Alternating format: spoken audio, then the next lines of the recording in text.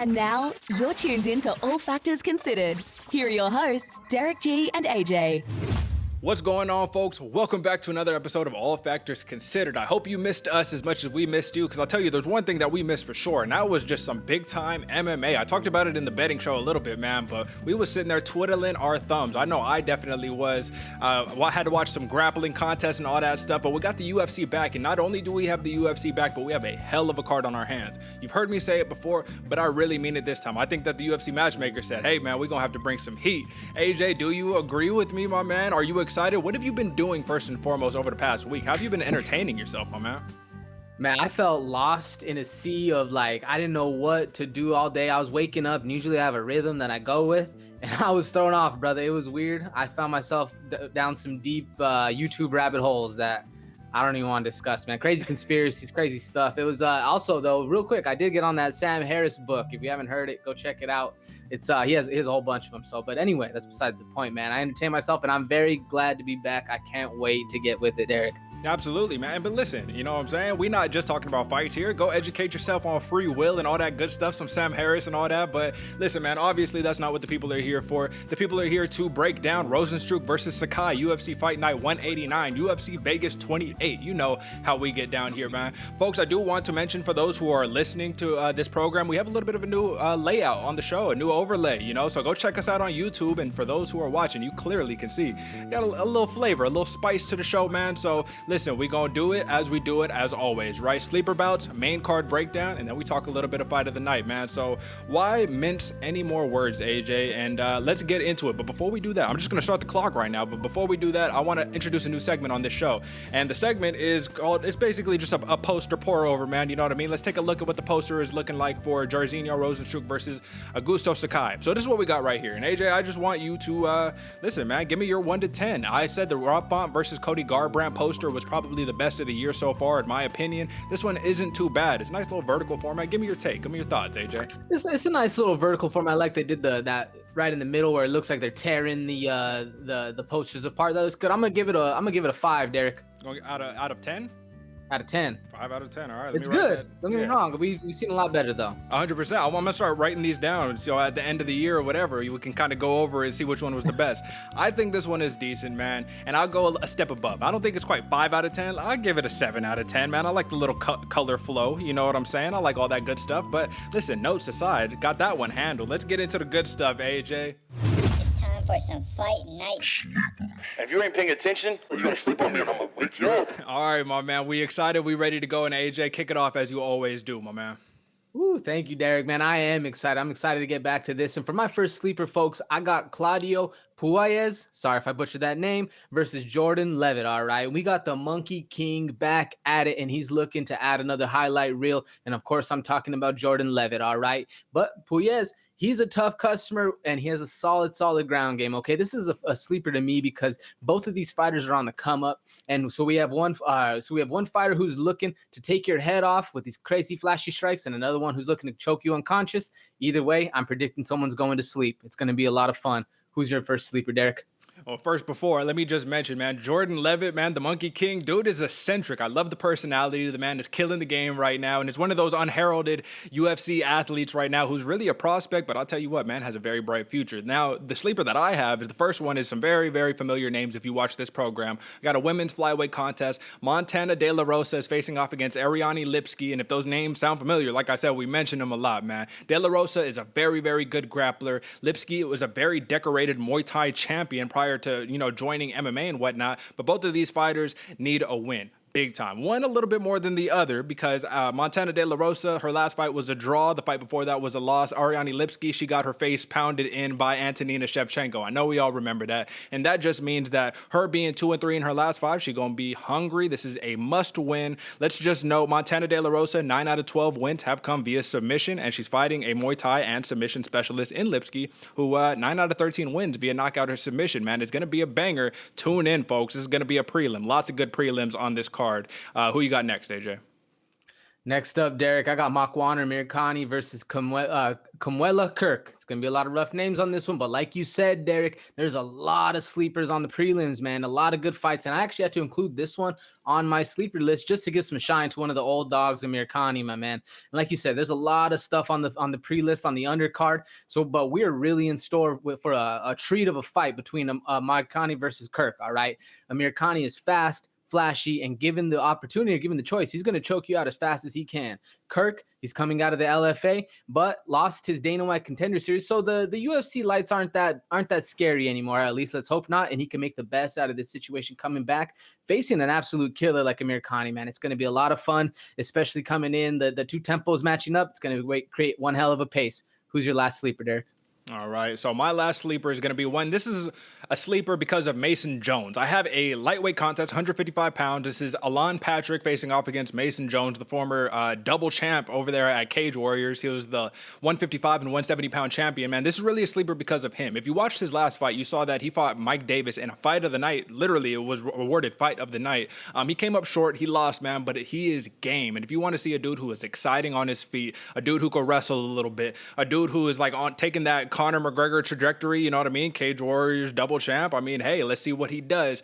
Listen, man, it's going to be exciting for that reason. And because Alan Patrick is I believe, an 8-year UFC veteran, this is going to be the toughest test to date for Mason Jones. And as we always say, AJ, pressure, it'll either make you or it'll break you, man. So we're going to see what's up with Mason Jones, my man. But before we get into a little main card stuff, AJ, I didn't mention it before we did our sleepers, probably will on the next show. I just wanted to mention a couple of these prelim contests that I think are really exciting. So just, if you don't mind, AJ, give me just one moment to do this. So there are 4 matchups on the prelims, folks, that I suggest you must watch because they could fill up another Fight Night main card if they really needed to. But these bouts are, we have Tanner Boser versus Ilir Latifi. That's going to be a banger. Francisco Trinaldo versus Muslim Salikov. If you don't know who Muslim Salikov is, man, y'all haven't been watching the right fights, man, because he is a beast.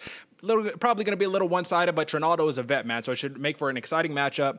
Sean Woodson versus Youssef Zalal, the Moroccan Devil, man. This dude, Zalal, is in must-win territory, and Sean Woodson's coming off of the first loss of his career, and dude has like a 6-inch reach advantage. Dude has a crazy long frame for the division, man. It's going to be a banger. And lastly, Manon Fiorot. If you don't know who this is, I promise you, this is an upcoming champion. This is going to be somebody who is taking over the strawweight division. Manon Fiorot is facing off. She was supposed to face off against Marina Moroz, who is a UFC veteran, someone who's fought the Angela Hills, the Joanne Calderwoods of the world, things of that nature. Instead, she gets a last-minute replacement in Tabitha Ricci, who is a 5-0 undefeated LFA veteran, man. Those are going to be some bangers, folks. I just mentioned these because, like I said, the prelims are where a lot of these up-and-coming, the next generation of stars, that's where they're fighting at. Not everyone, there's not enough room for all the fighters on the main card. So I know that was long-winded. Apologies, folks. But AJ, man, I think that was a fair assessment. Now let's do some main card breakdown. Why don't we? Here's to another main card breakdown, courtesy of your hosts, Derick G and AJ. Okay, AJ, so we're going to start off this thing, man. Middleweight contest, Tom Breese versus Antonio Arroyo.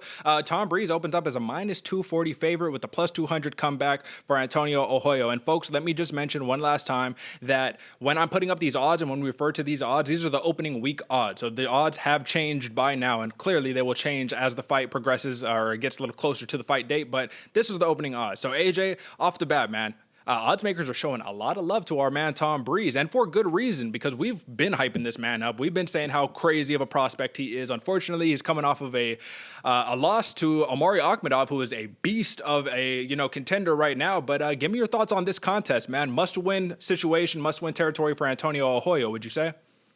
Oh yeah, 100%. Especially because Antonio Arroyo has lost a lot of steam.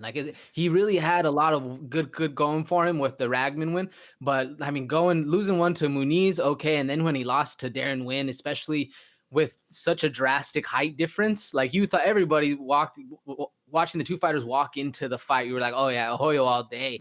But man, yeah, he didn't pull it out, didn't get the win, and I think it hurt his stock a lot. So very much so I'm with excuse me right there. Very much so a much-needed win for Antonio Arroyo because he's choking just like I am, my man. Yeah, No, it was a lot. absolutely no. But what was interesting about that fight is it just proved that in mixed martial arts, man, physique isn't everything. Height isn't everything. Stature isn't everything. And in this fight, we got two dudes who got a hell of a physiques, man. This is bodybuilder central right here. You know what I'm saying? Because Tom Breese, did you know this man used to fight down at 170? His last fight at 170 was against Sean Strickland, a fight he lost via split decision. So now he's healthy, he's rejuvenated, and he even looks like he's too big. Look, sorry, we're gonna have to get a cough button one of these days, folks, but it's okay. Bear with us.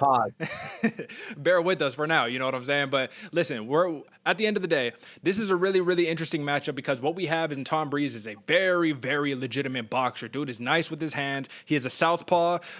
Listen, man, this is a dude who I believe is a true contender in the division, in the middleweight division right now. But Antonio Arroyo, this is a flashy dude, right? You know, he's throwing a bunch of kicks and all that, and we've seen that if you take him to the ground, it's going to be a very, very long night for the man. You know, Deron Wynn took him down. I can't even count how many times, man. It got to a point where it was just too much, you know what I'm saying? So, AJ, man, how do you see this fight playing out? Because I honestly believe that while the odds makers have a plus 200 for Arroyo, he has a lot better of a chance. He can win this fight. This is not an unwinnable fight by any stretch of the imagination. Give me your take, AJ. Well, and I think it's actually a little bit closer of a fight, specifically because not really of each of the fighters have to worry about the other one going for a takedown. You know, it's not their bread and butter. They're going to be able to stand up, bang it out how they want to, and the only way anyone's going to shoot is if they get hurt. You know, that's what I'm predicting. I'm looking for a very fun, striking battle, stand-up match. Obviously, in the last match with Tom Breese with the Marcani, you saw his wrestling needed work. Same thing with Deron Wynn and Antonio Arroyo. That you said yourself, he took him down I don't know how many times. Their wrestling game both needs work. So long shot, they might. You know, both these fighters might want to say like, "Hey, I want to get one back from my last one. I'm gonna go out here and wrestle this dude." I really don't think that's gonna happen, especially with the size and both physique of the fighters we have going. I think it's going to be a crazy kickboxing match, or at least that's what I'm excited for. What do you think, Derick? What it's going to happen? Well, I'm kind of with you in that assessment because at the end of the day, they're in terms of measurables, these dudes are almost identical, right? Both are 6'3", both have a 73-inch reach advantage. Not advantage, both 73-inch reach, right? A piece, man. But the big difference comes in that takedown. That's really the main difference between these folks, right? And clearly the stance, because Tom Breese has a left hand that I consider to be a loaded missile ready to fire, man. This dude's left hand is mean. This dude can pack a real deal punch, and he can put your lights out at any given moment. Now let's talk about methodology, right? So Tom Breese is 12-3 in his MMA career, 5-3 in the UFC. So one thing is for certain, he has an experience advantage, folks, over Antonio Arroyo, who is 9-4 in his MMA career and 0-2 in the big show in the UFC. The thing about Antonio Arroyo, though, man, is that he has kicks of all varieties, man. Like, he has these blitzing punches and crazy kicks, and we're going to talk about him in a second, AJ, but Arroyo kind of got these crazy kicks like Dusko Todorovic, right? You know what I mean? He could just throw them out there all long and hit you from the other side of the cage, you know? So that's going to be a big factor here. Will he be able to cover ground with the kicks where Tom Breese is going to be looking to just box him up? You know what I'm saying? At the end of the day, AJ, because in all honesty, I think this is going to be a fun matchup, but I do personally, I'll let the cat out the bag. I have Tom Breese edging this one out, but I want to ask you this, man. Do you think Tom Breese does something that is uncharacteristic, right? He did mention in his pre-fight interviews that he more or less was in very weird quarantine situations, couldn't acclimate to the climate because he was stuck in his hotel room with the court. I don't know if it was excuses or not, but at the end of the day, do you think that he does something uncharacteristic and says, well, I know that the clear way to beat you is to take you to the ground. I'm going to pull a Marvin Vettori. I'm going to pull a Derek Brunson. I don't care if it's a beautiful performance. I need a win because I just lost my last fight. What are the odds of that happening, AJ? Probably a lot better than we're hoping for. You know, if I had to guess, and if I was actually out there strategizing for somebody, and I knew or watching what Antonio Arroyo did, actually, honestly, to be completely fair, watching what either of these fighters did in their last outing, that's what I would think. Man, take this dude down, even if that isn't your ground, you know, your bread and butter. Man, it's not his by a long shot either. So take him down, beat him up on the ground. If I had to guess, you know, and I'm playing full strategy mode right here, I'd honestly probably say like a 60% shot, man. We're gonna see at least, you know, or if all goes to that strategy, I would expect at least 1 or 2 shots within the first, 2 to 3 minutes, and then maybe after that they abandon ship and go back to what's comfortable. But I mean, it makes perfect sense on paper if you're going to be able to shoot on either of these guys, because really, from the performances we've seen, that is not their strong suit. And who wants to risk the getting, the consequences of fighting a fundamental boxer like Tom Breese, where, like you said, that left hand is an absolute missile. Or with Antonio Arroyo kicks, he has this amazing question mark kick that comes out of nowhere, and he's very fast, especially very long. It's a recipe for disaster. Nobody wants to eat those kicks to the head, What would you give it, Derick? What would you say? Well, I think that it's very, very likely, and here's the reason why. Tom Breese, out of all of his finishes, the most are submissions. He has 6 submissions, 5 knockouts. And what I anticipate happening is that Tom Breese is going to use that very crispy jab that he has, pop, pop, pop on Antonio Arroyo, I think Antonio Arroyo will try to get inside on that jab, and Tom Breese is going to pull that guillotine or that rear naked choke, man. He has a very, very tight guillotine that he gets people in shooting in. I don't expect Antonio Arroyo to shoot in by any stretch of the imagination. That would be like when we watched Justine Kish against Tracy Cortez. It's just, I can't get that out of my mind. I'm just like, why are you doing this? Like, no, please stop. But at the end of the day, man, submission on the feet, I think Tom Breese has all the advantages. So for that reason, I'm going to give my pick. I go Tom Breese, and I'm going a knockout in the second round, man. Even though Antonio Arroyo has never been finished in the UFC, even though he was on a 5-fight win streak prior to joining the UFC, this is the big show, man. You got to make it count. And when your back is against the wall, sometimes you break, but sometimes, man, you know what I'm saying? It causes you to act a little uncharacteristic yourself, maybe not fight the way that you normally would fight because you need a win. So that's what I got on that one. AJ, give me your take and your pick on that one. Yeah, no, I agree with you 100%, Derick. And I think it's just because I was a little sour from the Antonio Arroyo Deron win fight that unless he makes a huge change to his game plan, he's going to be stuck in the middle of the heap, and that's not where you want to be as a fighter. For many reasons, I got Tom Breese with a KO round 3. I think the boxing's going to get it done. I think they're going to be a back and forth, a lot of a fun match going forward. But man, that technical boxing of Tom Breese is something else, and there's nothing worse than getting hit with one down the pipe. I think it's going to end up pretty nice for him. Absolutely, man. And Tom Breese, once again, in the pre-fight, presser before we move on, he looked pissed off, man. He looks like he's very upset, and he wants to get some revenge. Looking for revenge, as they say, man. But let's move on to the next one. Middleweight contest, Dusko Todorovic facing off against Gregory Rodriguez, which is a last-minute replacement, I believe. I don't remember off the top of my head who Todorovic was supposed to fight instead, but at the end of the day, man, this is a hell of a contest, man. And I think it was either Gregory Rodriguez or it was Dusko Todorovic. One of these dudes was all like, hey, man, I was training for a tough fight. This is going to be a fucking tough fight. You know what I'm saying? And I absolutely agree. Folks, if you don't know who Gregory Rodriguez is, I've been fortunate enough just watching, I love watching all types of MMA, so I've seen him fight a couple of different times. This dude is a killer. He fought Jordan Williams on his Dana White Contender Series appearance, got knocked out in the first round when he was like a heavy, heavy favorite to win the fight. What did he do, AJ? Did he get discouraged? Did he say, oh, I guess, well, I'm going to have to go back to the, minor leagues? No. He said, all right, well, I'll go back to LFA. I'll do what I need to do, knock out the next 2 opponents and win a championship so I can get another shot. How about that? Guess what? This time, no Dana White Contender Series. You in the big show, buddy. You in the UFC, baby. So let's go. Todorovic, like I said, minus 165 favorite, plus 140 comeback for Gregory Rodriguez, man. And I think these odds are a little off. I don't know what they are right now, but I'll tell you what, man, there's some value to be had in Gregory Rodriguez. AJ, let me ask you this. What's scarier than an individual? If you're Dusko Todorovic, a man who, in terms of his pre-fight presser, he didn't necessarily seem to have learned too much from his loss. You know what I mean? He was like, yeah, I'm not approaching anything very differently. I'm very high on Dusko, but I think that if you learned anything, keep your hands up, bro. You know what I'm saying?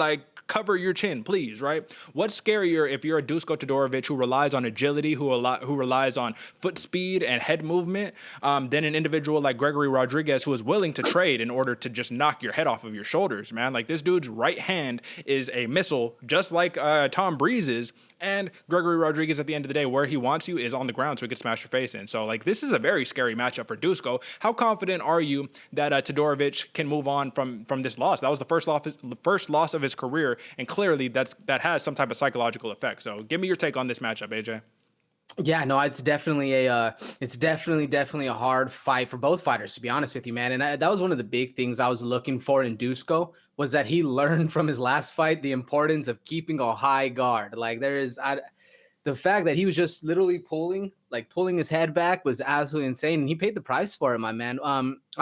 If you don't know who Gregory Rodriguez is, and just obviously you do, Derick, obviously a lot of other fans out there do, but if out there you ever want to see a clean 1-2 and what a clean 1-2 is supposed to look like down the pipe, go watch Gregory Rodriguez versus Josh Fremd. It's a 1-round fight, very quick. You'll see it is so beautiful the way he sets him up perfectly and lands that shot, man. It is absolutely nice. He did lose his Dana White Contender Series, like you said, Derek, and it was one hell of a fight. But he looked big. He looked a lot bigger than Jordan Williams. But that is what it is. He did get caught. I'm excited for this one. I don't really know. I won't lie to you. I don't know much about Gregory Rodriguez. I've only followed him, like I said, for the Williams fight, and then reaching out and watching these, a couple of these other ones just for this own show. But I'm excited, man. He's tall, he's long, he's fast. It's gonna make for one hell of a fight. And this is one of those ones where we've always talked about the styles make fights. Yep. And right here is another, they almost gave Dusko another chance to be like, all right, bro, go out there, show us what you do with your striking. Don't get knocked out again. Cause it's man, Gregory Rodriguez is one hell of a fighter. It's going to be a tough one. I'll just say that for Todorovic in his last fight against Punahele Soriano, right? We saw that Soriano is just a little wrecking ball coming in Mike Tyson style, right? But you get such a clash of styles in this one because you can't use your jab on this dude Rodriguez. Rodriguez has a 75-inch reach, 1-inch advantage on Dusko Todorovic, who has a 74-inch reach. The biggest thing right here that stands out, AJ, is the experience, man. They have comparable experience. 10-1 is Dusko, 9-3 is Gregory Rodriguez, and Dusko is 1-1 in his UFC tenure so far, man. So the experience is pretty much there. And listen, man, I think that this fight is, once again, if Gregory Rodriguez says, I want to win my UFC debut, he was going to go by the game plan. His game plan, what he wants to do time in and time out, is to use the 1-2 to get in range and grab you, put you on the ground and pound for the finish, man.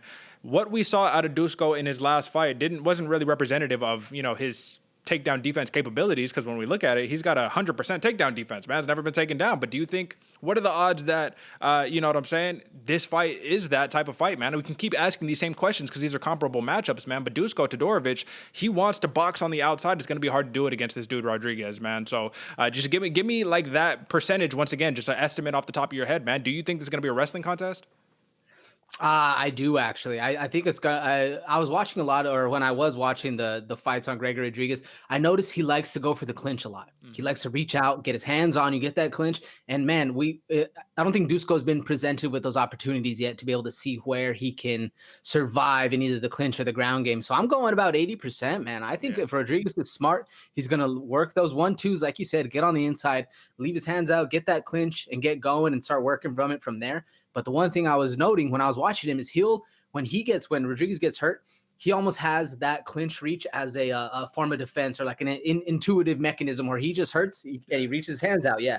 Where with Dusko, he can land those big shots coming in on the inside. So it can make for some interesting mix 'em ups. But I definitely think it's going to be, we'll be seeing him on the ground at least, like I said, I'm putting it at an 80% clip. What do you think? Well, I agree with you right there. I think that's a very fair assessment because, like I said, watching Rodriguez, if he just does what he normally does, that's basically where this fight's going to take place. But I will say this is going to be the battle of the right hands, man. These are two dudes whose straight punches down the pipe are their go-to. So at the end of the day, man, this is more or less of a pick'em. You know what I'm saying? You look at it and you see a big, heavy favor for Dusko Todorovic, but I think this should be a pick'em as well because it's almost a matter of whoever lands first. You know what I mean? Whoever's right hand lands first is probably going to win the fight, man. But last question that I have regarding this fight, what always scares me is when I see individuals who haven't fought a lot in the UFC, right? And their methodologies are as such. For Dusko right now, 6 wins via knockout, 3 via submission, 1 via decision. For Rodriguez, 4 via knockout, 4 via submission, 1 via decision. So both of these fighters have literally only won a fight going all the rounds once in their career. I mean, I don't have anything else to say on that, folks. Take that for what it's worth, man. But it's just something that's interesting that we need to think about because at the end of the day, it's like a Walt Harris we'll talk about later. If he doesn't finish you, or a Jairzinho Rozenstruik, if he doesn't finish you, can they win? And in the big show right here, man, this is the best of the best in the world, man. So I'll let mine out the bag, man. I'm going Gregory Rodriguez, but I'm gonna go knockout round 2. I'm sorry, Dusko, you're my boy, but if you don't keep those hands up, bro, this man is going to make you pay. Give me your pick, AJ. No, I'm with you, Derek, except for on the pick. I'm going Dusko, but under the guise that he had learned to keep his hands up. Yeah. If he walks out there, chin high, hands down, I'm going to throw something against the wall. Because, that's it, man. If that happens, I'm going KO round 1 for my boy Dusko. If not, I'm going to have to eat some crow tomorrow. We'll see. We'll definitely see. I will just say lastly, because I did mention it, man, I do think Dusko has a speed advantage, man. This dude is quick. He's fast. And those reflexes, pull back, he's quick, man. So it's like we just got to see what happens, man. Should be a good fight. These are the best fights, the ones where we can't really lean too heavy in one direction or the other. Those are the best fights. But before we move on to the next pick, folks, drop a like, subscribe, make sure that you are rating us on Apple Podcasts or whatever you're doing. Share it on Spotify. Just help us boost up those algorithms and whatnot. You know what I mean? Let people find, one of the best, not one of the best, the best MMA podcast out there, man. Betting, recap, analysis, everything you got, man. A lot of people say that they got the best MMA podcast out there, but I would beg to differ. AJ, what do you think? Right here, brother. Right here. Ain't nobody do the work. They don't do the work, and that's what we're talking about right here. We're not about the glitz, not about the glam. We're about doing the work, and we do it week in and week out. With that being said, let's move on to this next matchup, man. Santiago Ponzinibbio, a welterweight matchup against Miguel Baeza, bro. Scary, scary contest here. Ponzinibbio, the man who was on I believe a 7-fight win streak prior to his last loss.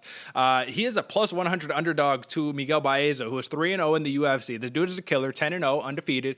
But man, this is going to be a good fight, AJ. This is going to be a really, really good fight. I feel a little disrespected because I'm a big fan of Ponzinibbio. I picked Ponzinibbio in his last fight against Li Jingliang, where he got slept in the first round, right? But can we argue, AJ, losing 2 years of your professional career due to terrible staph infection and COVID-19, and then coming back and fighting a killer who was on a hot streak like Jingliang, that's a little rust, right? Do you believe in ring rust? Let's talk about that first. Do you believe in ring rust? We've talked about it before, but I want your 2021 June 3rd take. Do you believe in it? Yeah, I believe in rust in any sort of the aspect of where you're not staying dedicated to your craft. You're probably going to get a little rusty. I don't care if it's home improvement, the ring, whatever it is, comedy, you're not doing it constantly. Yeah, you're going to get a little rust. Yeah, and I agree, man. So let's just forget about that one and go back to the well, because if you want to be a high level anything in life, you got to have a short memory, man. You know what I'm saying? So with that being said, man, Ponzinibbio, very much a rhythm striker. You know what I mean? He doesn't favor the chaos of the brawls, because when he gets into it, he got slept in his last fight. But Miguel Baeza, man, this dude, his right hand and his right leg carry massive power, bro. Like, I'm talking about, like, this dude hits you and it's going to be game over, man. And we saw in his fight against Matt Brown, the legend Matt Brown, right? That was a back and forth war. That was, okay, one dude was about to be knocked out, then the other dude got, about to be out on his feet until the second round opened up and Baeza just put Matt Brown out and called it a night, man. So he's scary. He's 3-0, but let's look at those 3-0. Let's examine it a little more closely, right? I forget the first name, but Sato, we know our boy Sato right there. He got a big win, submission round 2. Matt Brown, TKO round 2, and Hector Aldana, TKO round 2. That's great. That was 2019, 2020, and 2020. So Baeza is making his 2021 debut. Ponzinibbio already has one this year. Now, with that being said, Ponzinibbio's last 5.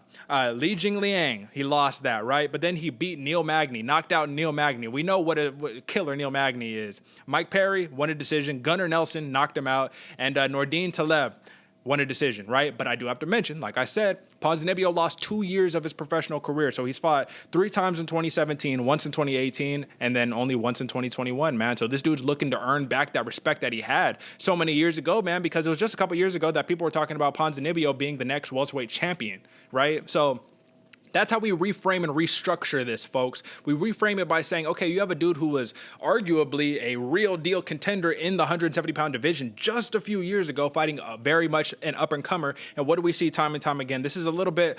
I'm blanking on the word. This is a little bit like a parallel to Kevin Holland versus Derek Brunson, or Kevin Holland versus Marvin Vettori. Maybe we were slightly blinded by the hype of the prospect building up and coming up, and we didn't respect, like Derek, I could say for Derek Brunson, I didn't respect, you know what I'm saying, what he's been doing. Like, it's not been flashy, it's been ugly, we don't like to watch it, but he keeps winning, and that's really all that matters, man. I know, we got little smirks on our face right now, but listen, man, this is that situation, AJ. So with all that, my rant aside, man, listen, we got a Muay Thai striker in Ponzinibbio versus Baeza, who... I'm sorry, AJ, I'm going to say something that might come off a little bit harsh, right? But I think Baeza has a habit of being a little one-dimensional. And what I mean by that is he'll find a combo that works, and he'll just spam the combo time and time and time again, right? He'll throw that right hand, right kick, right hand, right kick. Right hand, right kick. You know what I'm saying? Like, it's just to the well always. And against a veteran like Ponzinibbio, I don't know if it's going to work. So before you give me your take, let's just talk records one more time. 27-4 is Ponzinibbio, 9-3 in the UFC, which is incredible. If you take that, like, in any context, that is incredible. 10-0 is Miguel Baeza, 3-0 in the UFC. How do you see this fight playing out, AJ? Man, this one is a lot closer than I think the stats are showing, man. That 120 underdog for Baeza, or 120 Favorite. or yeah, Santiago Ponzinibbio being the underdog. Excuse me, I was looking at the graphics, man, is absolutely crazy because he's a longtime favorite, man. And I do think it comes down to that recent mindset of what have you done for me lately? Because man, Ponzinibbio is fast, he hits hard, he's bouncy, he's light on his feet, gets in that rhythm, and when he does, man, he's hard to put away. Obviously, we saw Jing Liang put a little hitch in that, but we're resetting it. We're not worried about that because Ponzinibbio is back at it. I definitely think he's going to be able to control the pressure, put the pace on Baeza while Baeza is just trying to work from the outside. That was one of the things I was noticing with Baeza, is that he's very good off his back foot. He doesn't mind working. He does get in a little rhythm cadence where he doesn't mind throwing, like you said, the same strikes back to back to back. And I just think that's a training. That's just what he likes to do. But he does work very well off the back foot, has this amazingly long kicks, as well as he packs a wallop, dude. This dude can bang, and if he catches you once, it's going to be lights out. Both fighters very tall, 6 foot for Ponzinibbio, 6'2" for Baeza. And I think, man, this one is one of those ones, Derek, where it's hard for me to exactly know what's going to go on. I think it's going to be a coin toss. I think it's a lot closer. I'm hoping we see a lot of up and down, to be honest with you. I don't really think either of these fighters are going to want to just strictly stand and trade, because that's quite a recipe for an early night. What do you think?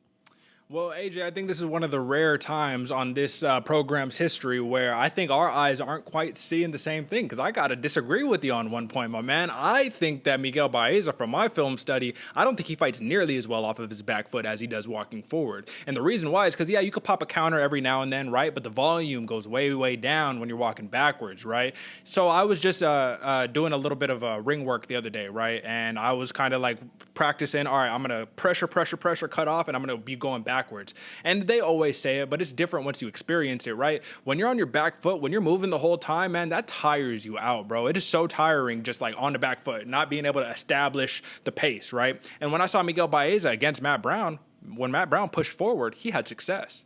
And that's Matt Brown. That's like a 40-year-old Matt Brown. You know what I'm saying? You're fighting a killer like Ponzinibbio. I don't think that he's going to let you off the hook on those situations, right? Everything else you said was poignant. I just think that was the one thing I have to push back on, because I believe that Miguel Baeza, just like a Dusko Todorovic, doesn't utilize a high guard either, right? He likes to use footwork and his head movement to evade and be on the back foot. So when he is on that back foot, and Ponzinibbio, who does a really, really good job, in my opinion, of cutting off the cage and establishing pressure, I think that it's going to be a very similar situation. So when we flashback, right, folks, I'm gonna give you a visual. Just follow me on this journey, on this thought experiment right here.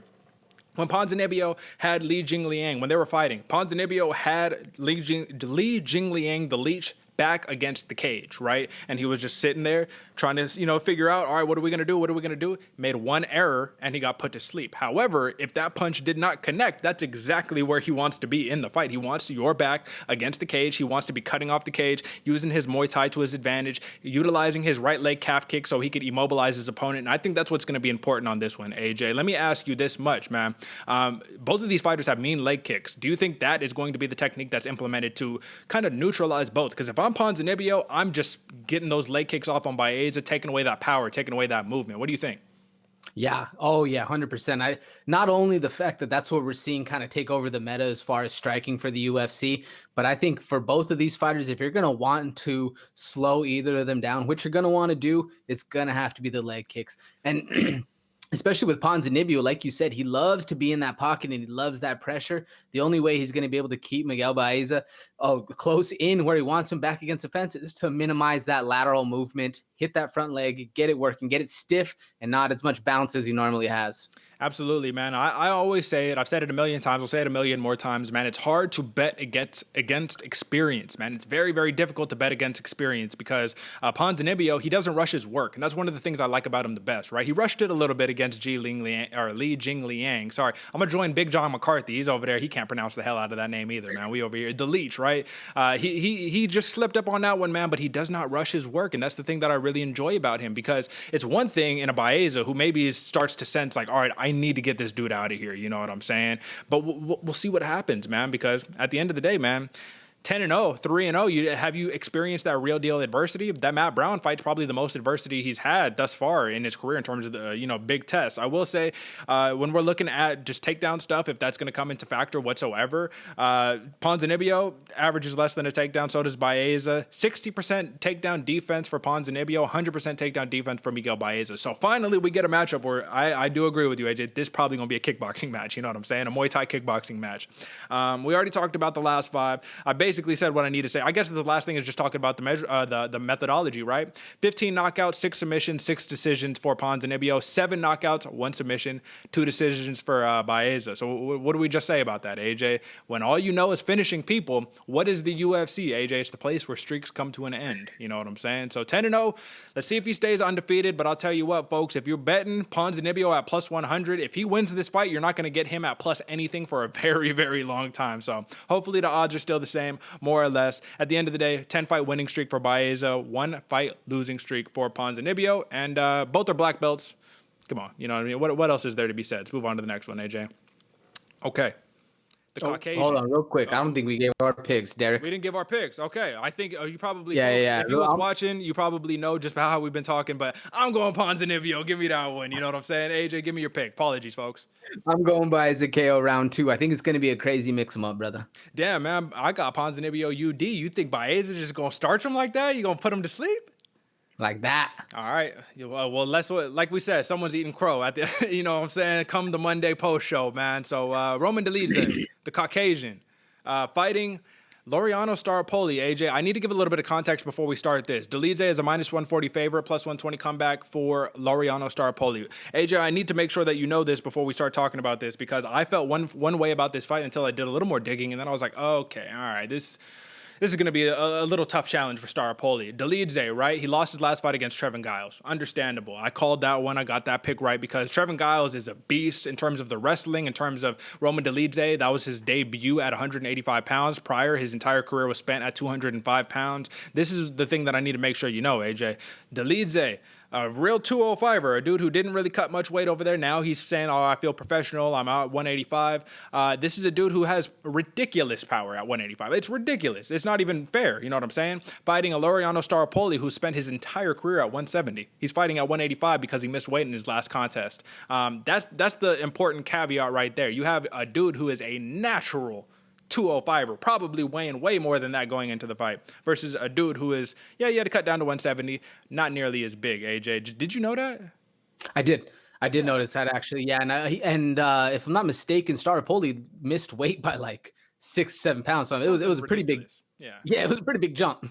Yeah, and that was against Tim Means. You know what I mean? Tim, the Dirty Bird, he still took the fight, and Tim Means got the job done. So that's very exciting, right? But at the end of the day, man, like I said, that's just the biggest thing that stands out, because not only that, let's look at the reach. Roman Dolidze has a 76-inch reach in comparison to 71 inches for Staropoli. So my question was, first thing that I know off the bat is, if you've watched Staropoli ever, a dude who was very hyped up not too long ago, this dude is the most unorthodox fighter that you will see. This dude throws a billion kicks from every single angle there is to throw a kick from. The hands aren't quite as nice, but the man is game and the man is a warrior. He is a fighter.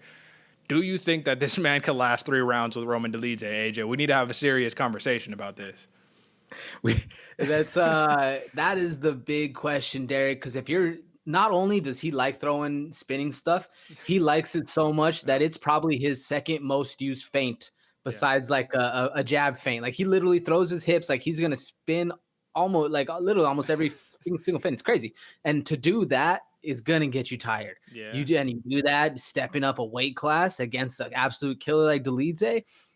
You said it before, Derick. The UFC is the land of where streaks go to die, while the UFC is also the land of deep water, and that is not where you want to be found with Dolidze there swinging with you, my man. Yeah, that's the question. Yeah, ultimately, man, this is the other part. What happened in Staropoli's last 2 fights? Where did he lose? On the ground, right? This dude doesn't have very much game on the ground. What is Roman Dolidze? He's a 2016 ADCC Asia Trials gold medalist at 218 pounds, man. If you don't know what ADCC is, it's the Abu Dhabi Combat Club. This dude is a Brazilian jiu-jitsu ace, man. Like, when he fought Trevin Giles, he had Giles locked up in a bunch of different heel hooks. Now, Giles is very composed. He was able to work his way out of it. But a lot of dudes who don't have that experience probably would not. With that being said, I think that Staropoli, what I like about him is he's groovy, baby. He's kind of like Lando, man. I love it. You know, he needs space to find his rhythm, because when if you're Wonder Boy Thompson or you're any type of karate style fighter, right? What is the key to neutralizing them? Smother them so they can't get their kicks off, right? I think Dolidze, man, he's going to walk Staropoli down, in my opinion. He's the bigger man. I think that the power is there. I think the speed is definitely going to be there for Staropoli. Now, that's where things are going to get interesting, because can he just outwork Dolidze, man? You know what I'm saying? Dolidze, we showed 3 rounds with all that muscle on you. You know what I'm saying? You get a little tired at the end of those, but so does Staropoli. How do you see this fight taking place, though, man? Who has an edge just on paper, AJ? And I'm not talking about just like the power. We know Dolidze's big. I'm talking about skill set, all of that. You know what I mean? I mean, this one's hard. This one's another toss-up for me, Derick. This whole card is very, very hard because, man, I'm a big fan of Dolidze, as well as watching Staropoli, man. He's a good striker. Yeah. He has those fast, flashy strikes. He's going to come in from weird angles. He can knock you out at any point. He's really like a fighter you want to see in Hollywood. You know what I'm saying? Like the dude on TV who you're looking like, damn, that dude can scrap. Like, all right, but Dolidze is a real deal. That's the thing, man. I think Dolidze, he might have the technical advantage, and I haven't thought of this really fully out yet, but Dolidze, the only thing I saw really that he was lacking with in his last fight against Trevin Giles is those muscles lost all the power. You know, he started building up some lactic acid, wasn't able. There was one point where Trevin Giles was in a heel hook. He was either an inverted heel hook or a regular. I'm not exactly sure if it's knee bar, but he literally was just sitting in it like, all right, dog, this doesn't hurt. Like, I felt your pressure from the first time you did this, and now it's the 4th time, and it's all right, cool, I'll just wait. So if Ramon Dolidze can actually, you know, maintain that strength, I think he has a technical advantage. He's very solid on the ground. His striking is very, very crisp, very nice and smooth, point A to point B. Whereas Staropoli, he likes to throw that flash, and we've seen it time and time again. People are going to throw hooks, and you can always beat him with a straight down the pipe, and that's exactly what Dolidze likes to do, man. Yeah, A to B. Who do you think? Who would you give it to? Yeah. Well, A to B is always the fastest method of transporting anything, right? So it's like, yeah, I'm always a big fan of the straight punches, but I'll tell you what, man, I actually am going to have to differ with you. I think Staropoli has a technical advantage in terms of, like, he can hit you with way more weapons than Dolidze can. And sometimes that's a good thing, and sometimes that's a bad thing, right? Because sometimes fundamentals is what wins you championships, you know what I mean? We talk about Tim Duncan, right? The big fundamental. You know, sometimes that 1-2 and a nice leg kick might literally take you all the way. But for Staropoli, man, the unpredictability is the thing I really like about him. Now, if he was fighting somebody that was like his weight, then I'd be like, all right, man, like, this is a scary man. It's the tougher part for me. It's like, you're going to have to weather the storm early on, and then you're going to probably have to try to drown him in the deep waters. But there's no person, listen, I will eat all the crow in the world if it happens. There's just no way I can see Staropoli just like knocking Dolidze's lights out in round 1 or 2, unless Dolidze just like walks into something, which he doesn't really, you know what I'm saying? But like I said, Staropoli, the flashy striking, it does leave him there to be hit, because when you're offensively unorthodox, oftentimes you're defensively unorthodox, and sometimes unorthodox is just a nice way of saying you lack the fundamentals. You don't have the basics, you know what I mean? So with that being said, man, Staropoli's dynamic, but Dolidze, man, that leg kick, he uses that leg kick to immobilize his opponents, and if you take away the movement of Staropoli, he's a sitting duck. Get him on the ground, smash his face in, knock him out, whatever it is. I think this is going to be a good fight, but I think that reach advantage is going to be too much to gap for Staropoli. So with that being said, AJ, I'm going to go Roman Dolidze on this one, and I wrote these all down. I got, knockout, round 2, man. I think this is going to be another finish. I think Staropoli is just going to be too small. He has the height, right? He's got the height, but I think he's too small, you know? Give me your pick, AJ. Yeah, I definitely think he's going to come in a little undersized. But one thing I did note, man, he does have some dog in him. Oh, yeah. In that Tim Means fight, he was coming back. He has some dog in him. So I think it's going to be a fun, fast-paced fight. And I got to apologize, Derick. I think I let you know the wrong name earlier. But for my pick, I'm going Dolidze by decision, brother. I think it's going to be a good fight. I think Dolidze is going to drown him in some deep waters. I'm with you. I don't always like to agree with you, but I do think that is the right pick on that one, AJ. Just like I'm saying, man, sometimes in MMA, like, there's weight classes for a reason, you know what I'm saying? And yeah, Staropoli couldn't make 170, but that doesn't necessarily mean you jump up 15 pounds, you know what I'm saying? But listen, man, let's move on to the next one. This is the co-main event. We got a heavyweight contest. The big ticket, Walt Harris at plus 145 underdog, facing a very streaking Marcin Tybura, man, a minus 170 favorite. Listen, AJ, I'm not gonna feel good about this regardless of who wins. Because I'm a big fan of both of these dudes. Walt Harris, I'm a big fan just of the personality, the style. Tybura, I'm a big fan because he's proven me wrong time and time and time again. He fought 4 times in 2020. He won all 4 of those fights. The only one that I really backed him on was the Greg Hardy fight, and he like almost lost that one, so I was a little worried. But this dude has been streaking, and he hasn't gotten nearly any credit for it. Like, this dude is very unappreciated in my opinion. So let's talk about it, man. Walt Harris needs a win very bad in this fight, man. And let's just get it out the way, man. Walt Harris is 0-2 since a personal tragedy in his life occurred. I don't really want to, no need to rehash this. You know what I'm saying? Time and time again, like, the dude got to keep reliving that trauma or whatever. But situation with his daughter, this dude even said it in the pre-fight presser. He was like, listen, man, for the last 2 fights, I probably shouldn't have even been fighting whatsoever. But right now, I'm physically healthy, I'm mentally healthy, and I'm ready to rock. So if that's the case, we'll see. He said he was out of shape for his fight against Overeem, where he got knocked out by Overeem. Wasn't out of shape when he fought Volkov, but Volkov, I mean, that was just a mismatch in terms of styles, right? Like, you got a 7-foot tall dude who kicks you in your stomach. Yeah, I don't even want to rehash that one. Anyways, AJ, listen, Marcin Tybura, this dude in the UFC, he's more or less a decision fighter. You know what I mean? He doesn't pack the biggest punch, but he knows how to win, and that's what I love about these fighters. Dudes who could squeak out a win. So I don't have too much to say on this, AJ, simply because Harris we know what he is. He is 13 wins by knockout. He has 13 wins in his career. So if he's not knocking you out, he's not not winning. You know what I'm saying? Every time he has lost, 4 by knockout, 3 by decision. And Tybura is actually more experienced, man. 21-6 in his MMA career, 8-5 in the UFC. Quick hands, fluid movement. But what worries me, AJ, let's just talk about this really quickly. What worries me is that Greg Hardy did outclass Tybura on the feet in that fight, which we know Greg Hardy, that's all he has really is his striking. And when he tapped, what was a TKO? Was it really a TKO, or was dude just so fatigued that he just couldn't go anymore? I don't know. To be determined. At the end of the day, AJ, that's really the big thing that we're going to have to sit here and think about. You know what I'm saying? Like, can Tybura last on the feet long enough to get this fight to the ground and do what he does best? What do you think? That's the big question right there, Derick, because I definitely agree with you in the fact that he's going to be the bigger fighter. Tybura always comes in small, and I actually think that's why he's not gaining the notoriety he did. When we think of heavyweights, we think of big, huge brawlers, right? Well, yeah. Marcin Tybura, he's a little smaller, comes in, gives you that pitter-patter, but he knows how to win, man. So like you were saying, Harris is the bigger guy. He has the power, but I think Tybura has more experience. He has more tools in the tool belt that he's able to pull from and actually utilize, because he's going to have to do something to get Walt Harris down. And we saw in the Volkov and the Overeem fight that Walt Harris is still not to that prime level of heavyweight fighter. You know what I'm saying? Like, we even saw it with the Gane fight. Neither of these guys neither of these guys have fought Cyril Gane, but Gane is to that level of where he's able to fight like a smaller guy, but still have the power of a big heavyweight. Whereas kind of Walt Harris is stuck with that big lumbering, moves. Whereas Marcin Tybura is very fast and very small. So I don't know, man. This one, I'm a big fan of both these fighters with you. It was a hard one to go with. I definitely think Marcin Tybura handled the power of Greg Hardy well, but he just got pieced up technically, and it wasn't a good look on his face. He has this really weird off-rhythm, herky-jerky style, which might help him against Walt Harris, but I definitely think he needs to pull something out of the toolbox in order to get it to the ground.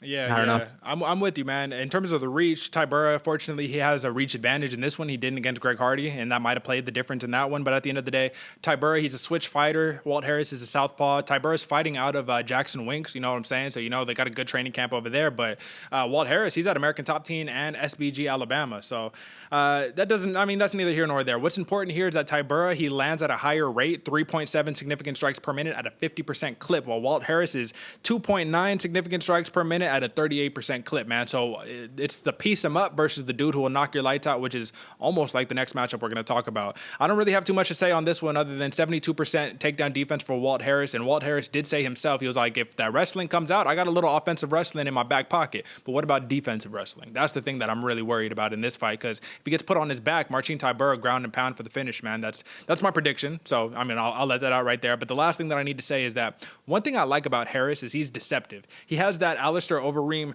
turtle up style where he'll just shell up, and you think it looks bad. Optics aren't good, but he almost always isn't really getting hurt as much as it seems. So, I think it's going to be a good fight. But the big thing that they always pull out of the back pocket, man, Tybura is a BJJ black belt under Kamil Uminski, and I think that's going to be the differentiator here. So I'm going Marcin Tybura on points. AJ, who do you got? Yeah, I got Tybura by decision as well. I think he just has more tools in the tool belt, like I was saying. But we'll see. We'll see. Yeah, we'll see. That's all that there is to be said on this one. Like I said, I'm not going to really be happy either one because I would hate to see Walt Harris get cut with the personal tragedy that he's had recently.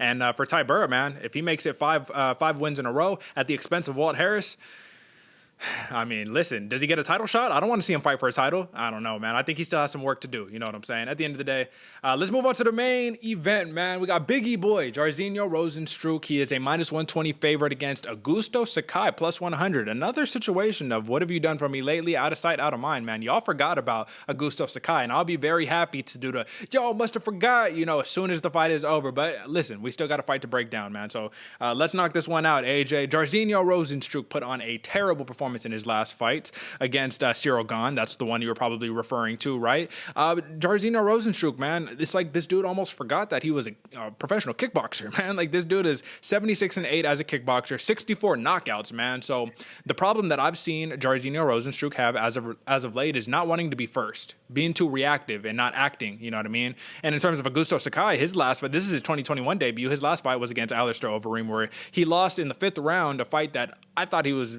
winning the fight, you know what I mean? Like it was close, but I thought it was there until the later rounds when Overeem took over, you know what I'm saying? At the end of the day, this is number 6 in Rozenstruik versus number 9 in Sakai. This has real deal heavyweight implications in terms of the division, and we're talking about, who fights for a title?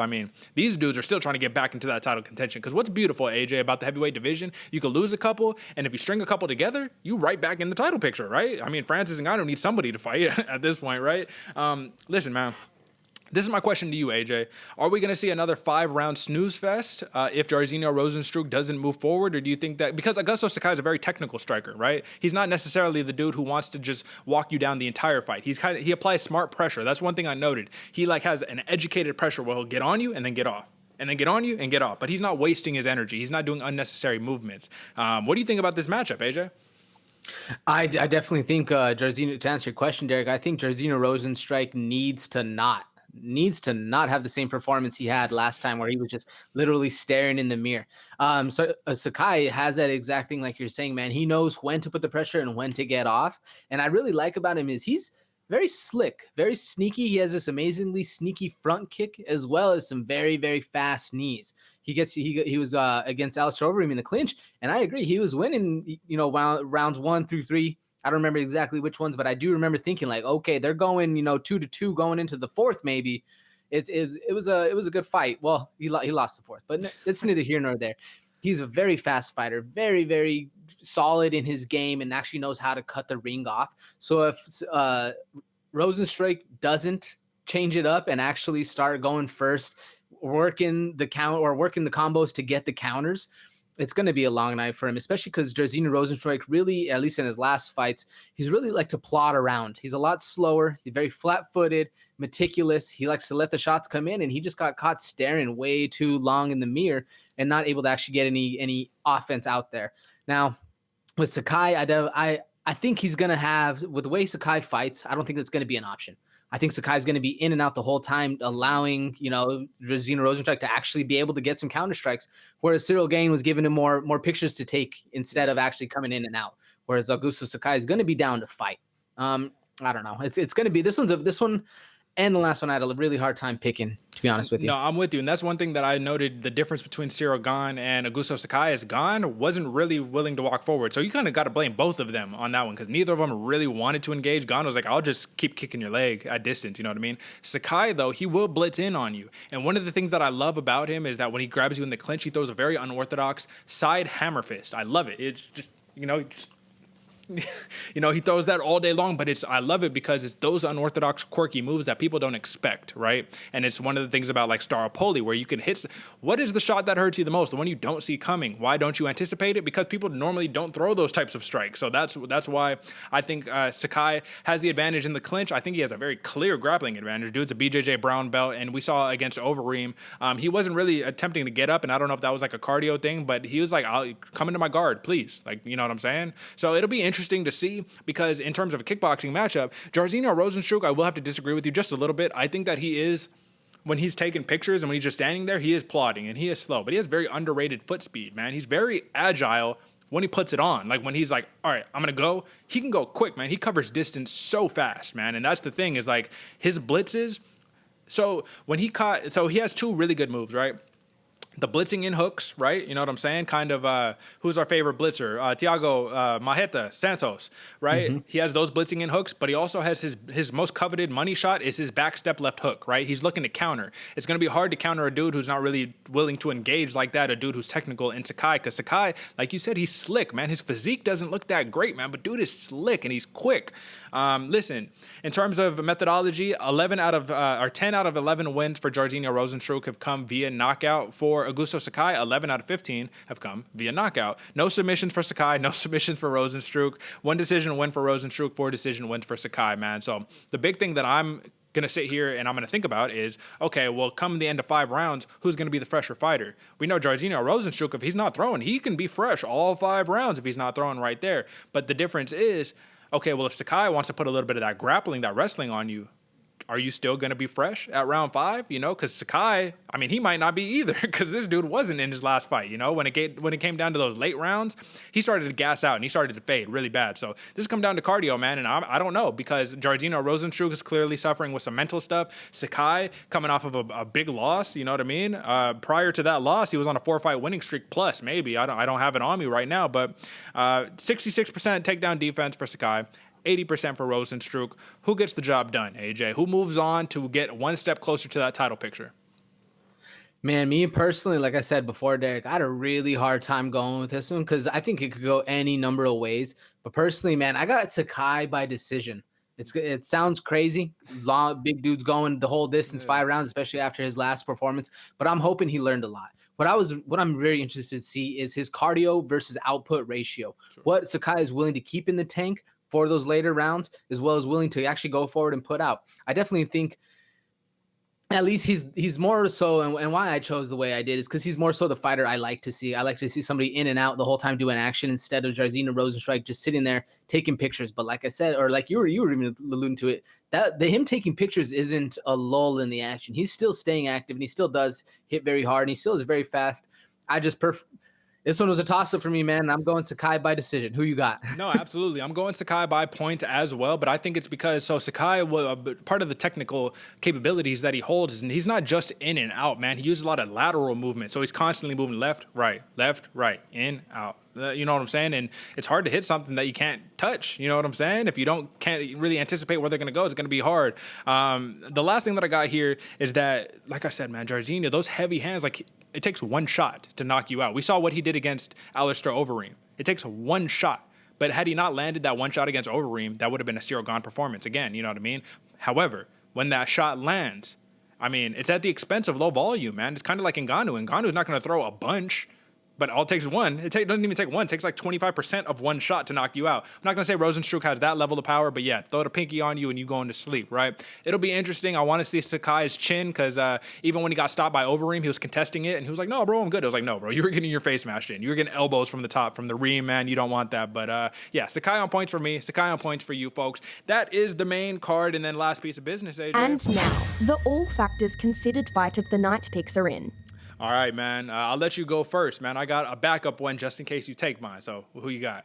For me, Derick, I'm not going to go with the main event. I'm going a little bit lower, but I'm going Dolidze versus Staropoli. I think it's going to be a little interesting, my man. Who you got? I'm going Ponzinibbio Baeza, man. I thought that's the one you were going to pull for because that has fireworks written all over it to me, man. I think just Baeza in and of itself, man, this dude's going to be a stud. Don't let me sit here and discourage anybody from being a fan. I'm a fan of the man. I'm just a bigger fan of Ponzinibbio. But if we're going unbiased, these are two killers, man. Like you were saying, how it's normally it's not this difficult for us to sit here and just be like, oh, I'm going to pick that person. It's normally not that hard. And that's how you know this is a really good card because it's a lot of pick'ems, a lot of toss-ups right there. So we gave you the fight of the night, folks. We gave you the main card, the sleeper bouts. All that's left is reciprocate a little bit. Go tell somebody about the show. You know what I mean? You got these MMA fans or whatever the case may be, a couple people in your circle. Just hit them a little recommendation. Subscribe to the channel, all of that good stuff. And I guess I might as well hit it right there. There we go. Subscribe. We got shows on Wednesdays, Fridays, and Mondays. And if you enjoy the show, leave a tip to, support the 3 combat shows we put out every single week on our Cash App. But most importantly, listen, man, just be a real one. Tune in on Saturday, watch the fights, and then come join us back on Monday for the post show, folks. So that's all we got for you. Enjoy Fight Night 189. Until next time, peace.